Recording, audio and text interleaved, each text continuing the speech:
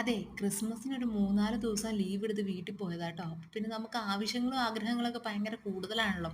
അപ്പം ഞാനാണെ കുറച്ച് കോവയ്ക്ക പറിച്ച് ഫ്രിഡ്ജ് വെച്ചിട്ടുണ്ടായിരുന്നു ട്ടോ. അത് ഏകദേശം വാടിക്കരിഞ്ഞ് പോവാറായി. അപ്പം ഞാൻ ഓർത്തു അതും കൊണ്ടൊരു മെഴുക്ക് വരട്ടാന്ന് ഓർത്ത്. കുറച്ചേ ഉണ്ടായിരുന്നുള്ളേ.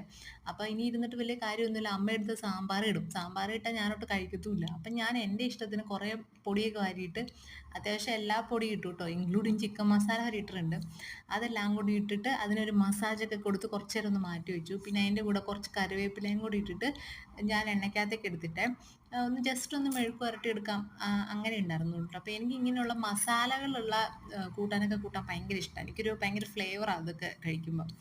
ഭയങ്കര ക്രേവിങ്സ് ആയി ഹോസ്റ്റലിലെ ഫുഡ് കഴിച്ചിട്ടേ. അപ്പോൾ അതെല്ലാം കൂടെ ഞാനൊന്ന് എണ്ണയ്ക്കകത്തിട്ട് വഴട്ടി വഴട്ടി ഒരു പരുവാക്കി എടുത്തു കേട്ടോ. അപ്പോൾ ഇങ്ങനെയുള്ള വീഡിയോസൊക്കെ ഇഷ്ടമാണെങ്കിൽ സബ്സ്ക്രൈബ് ചെയ്തോളൂ കേട്ടോ. പിന്നെ കുറച്ച് കൂട്ടാനൊക്കെ ഉണ്ടായിരുന്നു, അതൊക്കെ വെച്ചിട്ട് അങ്ങ് കഴിച്ച്